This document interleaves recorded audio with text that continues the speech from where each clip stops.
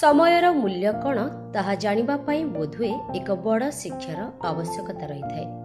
ବ୍ରହ୍ମପୁର ଜୟପ୍ରକାଶ ପଣ୍ଡାଙ୍କ ଜୀବନରେ ଏଭଳି ଏକ ଶିକ୍ଷା ଆସିଥିଲା ଏକ ଭୟାବହ ବସ୍ ଦୁର୍ଘଟଣା ମାଧ୍ୟମରେ।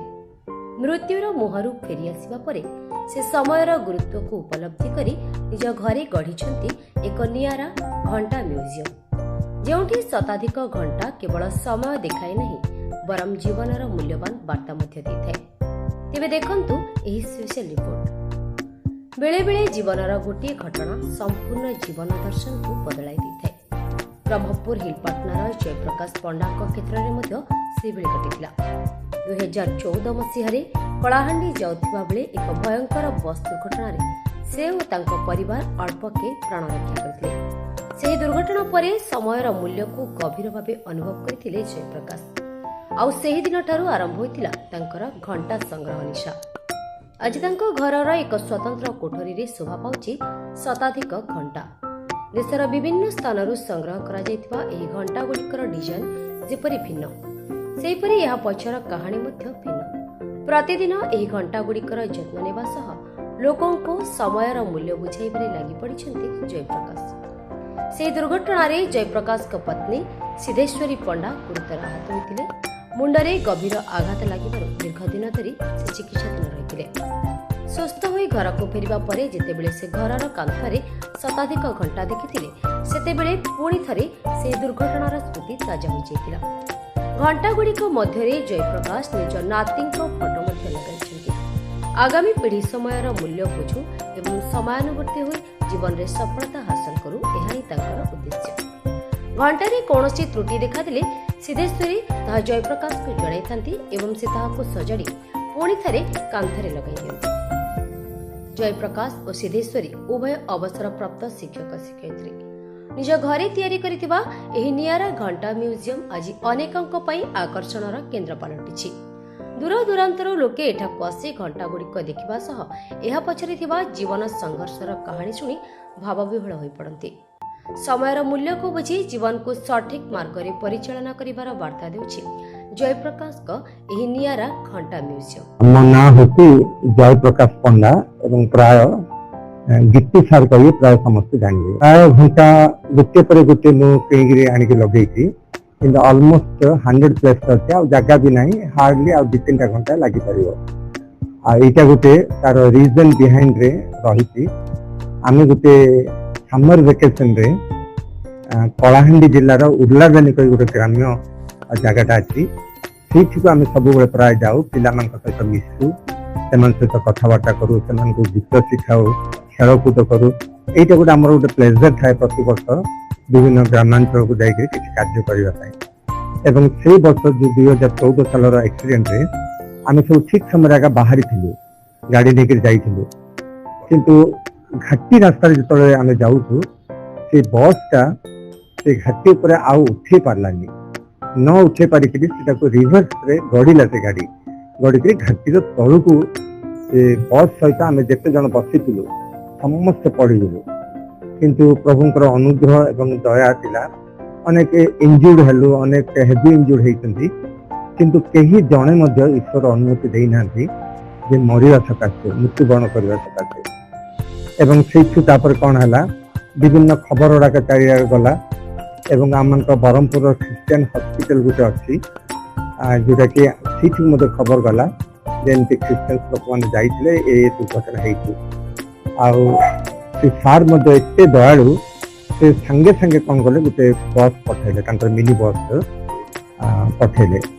ଏବଂ ସେ ମିନି ବସ୍ ଦେଖୁ ଦେଖୁ ପ୍ରାୟ ଗୋଟେ ଘଣ୍ଟା 1.5 ଘଣ୍ଟା ଭିତରେ ଆସିକି ଆମ ଜାଗାରେ ପହଞ୍ଚିଗଲା। ପହଞ୍ଚିକିରି ଆମ ସମସ୍ତଙ୍କୁ ଆଣିକିରି ହସ୍ପିଟାଲାଇଜ କଲେ।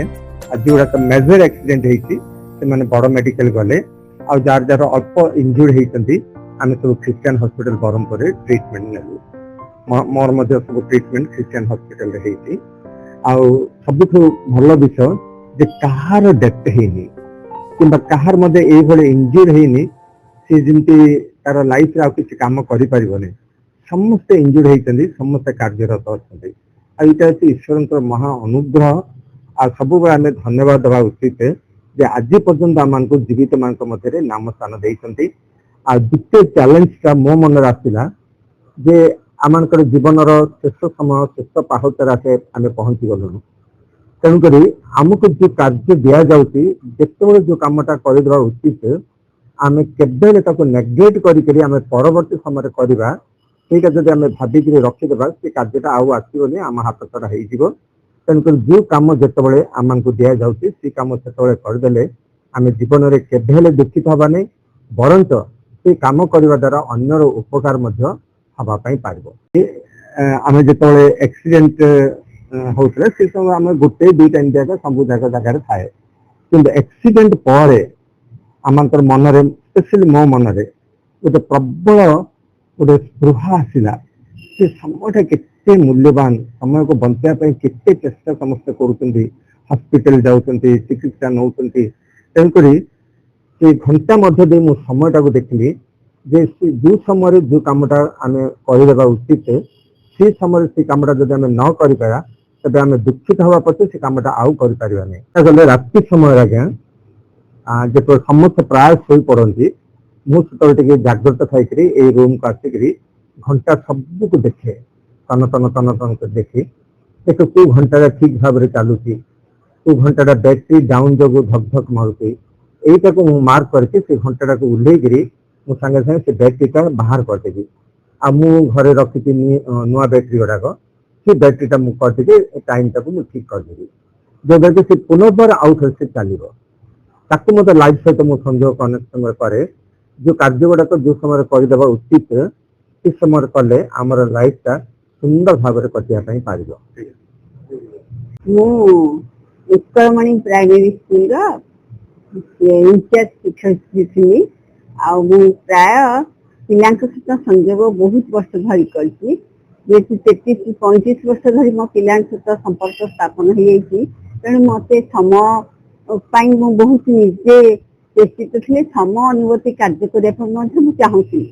ଆଉ ଓଲାଦେମୀ ଯିବା ପରେ ଯୋଉ ଆକ୍ସିଡେଣ୍ଟ ହେଲା, ଆକ୍ସିଡେଣ୍ଟରେ ସବୁଠୁ ବେଶୀ ବୋଧେ ଆଘାତପ୍ରାପ୍ତ ମୁଁ ହେଇଥିଲି।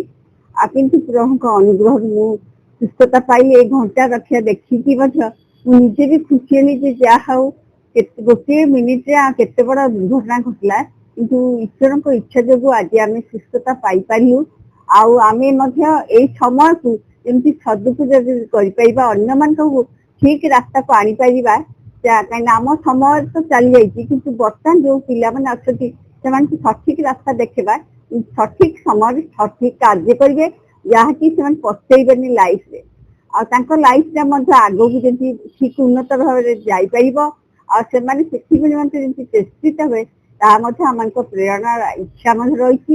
ତ ବର୍ତ୍ତମାନ ଘରେ ଗୋଟିଏ ମାତ୍ର ନାତି ଅଛି, ଯେହେତୁ ଦୁଇ ପୁଅଙ୍କର କୌଣସି ଦ୍ୱିତୀୟ ପୁଅର କୌଣସି ସନ୍ତାନ ନାହିଁ, ବଡ ପୁଅର ଗୋଟିଏ ନାତି ଅଛି। ଆଉ ସେ ନାତିଟି ଏଇ ଘରର ସମ୍ପତ୍ତି ବର୍ତ୍ତମାନ ଯୋଉ ସମୟ ତାକୁ ଆମେ ଶିକ୍ଷା ଦଉଛୁ ଯେ ସମାନୁବର୍ତ୍ତିତା ହବା ଉଚିତ। ବର୍ତ୍ତମାନ ତୋ ସାନ୍ତ ବାପା ବହୁତ ଗୁଡ଼ିକ ଘଣ୍ଟା ରଖିଛନ୍ତି, ଆଉ ତୁ ମଧ୍ୟ ସେ ଦାୟିତ୍ୱ ନେବୁ, ଯେମିତି ସବୁ ଘଣ୍ଟା ଗୁଡ଼ିକ ଯତ୍ନ ନେବୁ, ସଠିକ ଉପାୟରେ ସେମାନଙ୍କୁ ବ୍ୟବହାର କରିବୁ।